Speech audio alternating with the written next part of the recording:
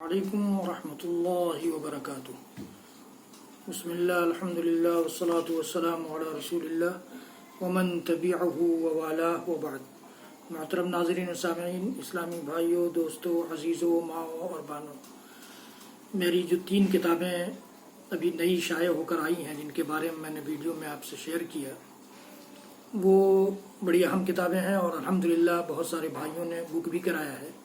آپ حضرات سے بھی امید ہے کہ آپ حضرات ان کتابوں کو بک کرائیں گے تاکہ ان کی کتابیں اپنا قرض بھی ادا کر سکیں اور ان کتابوں کے ذریعے آپ کا فائدہ بھی ہو، سماج کا فائدہ بھی ہو۔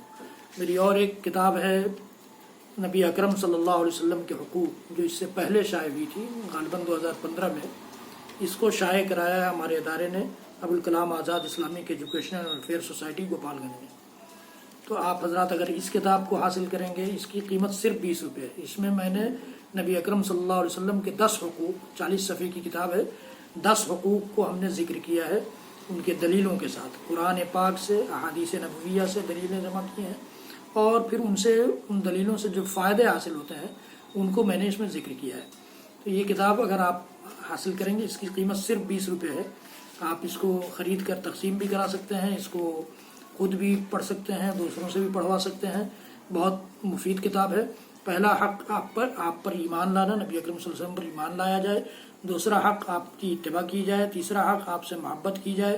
چوتھا حق آپ کی جانب سے دفاع کیا جائے۔ پانچواں حق آپ کے دین کی مدد کی جائے۔ چھٹا حق آپ کا ادب کیا جائے۔ ساتواں حق آپ پر درود بھیجا جائے۔ آٹھواں حق آپ کے دوستوں سے دوستی اور دشمنوں سے دشمنی رکھی جائے۔ نواں حق آپ کے اہل بیت اور صحابہ سے محبت کی جائے۔ اور 10واں حق آپ سے بے وفائی نہ کی جائے، جفا نہ کیا جائے۔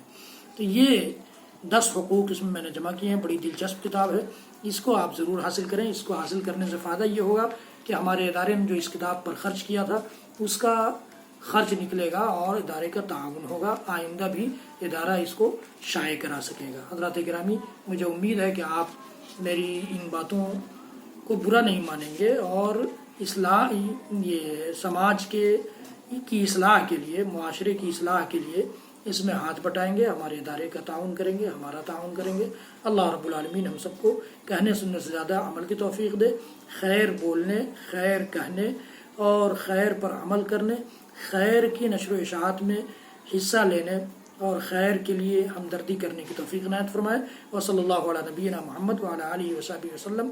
سبحان ربک رب العزۃ عما یصفون وسلام علی المرسلین والحمد للہ رب العالمین۔